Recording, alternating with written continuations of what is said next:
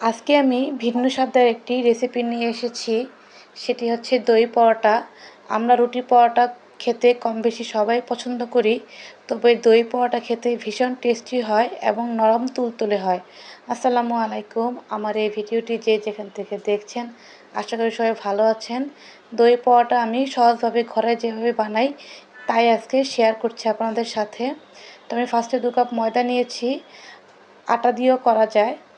পরিমাণ মতো লবণ, 1 চামচ চিনি, আমি 2 টেবিল চামচ তেল দিয়ে মাখিয়ে নিয়েছি। এখন আমি হাফ কাপ পরিমাণ টক দই দিয়ে ভালোভাবে কুসুম গরম পানি দিয়ে ডো বানিয়ে নিব। ডো বানিয়ে আধা ঘন্টার জন্য আমি রেখে দিয়েছি।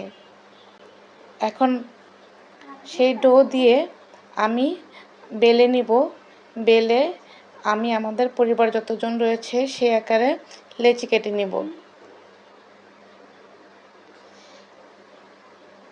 লেচি কেটে আবার ঢেকে রেখে দেব হাফ অ্যান আওয়ারের জন্য।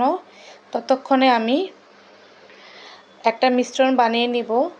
এই মিশ্রণটা দিলে পরোটা খেতে দারুণ মজাদার হয় এবং সফট হয়। আমি এখানে কর্নফ্লাওয়ার আর তেল দিয়ে একটা মিশ্রণ বানিয়ে নিব।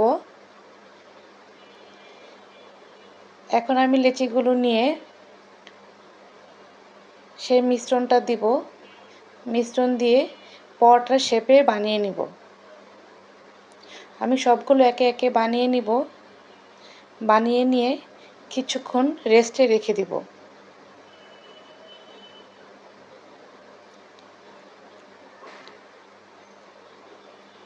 এবার আমি এই একটা একটা করে রুটি বেলে নিব।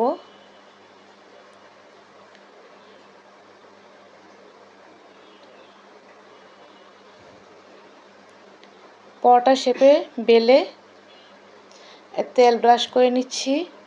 এখানে আমি কিছু তিল ছিটিয়ে দিব। এটা খেতে ভীষণ টেস্টি হয়। হয়ে গিয়েছে আমার পরোটা। আমি একটা একটা করে সবগুলো বানিয়ে নিয়েছি।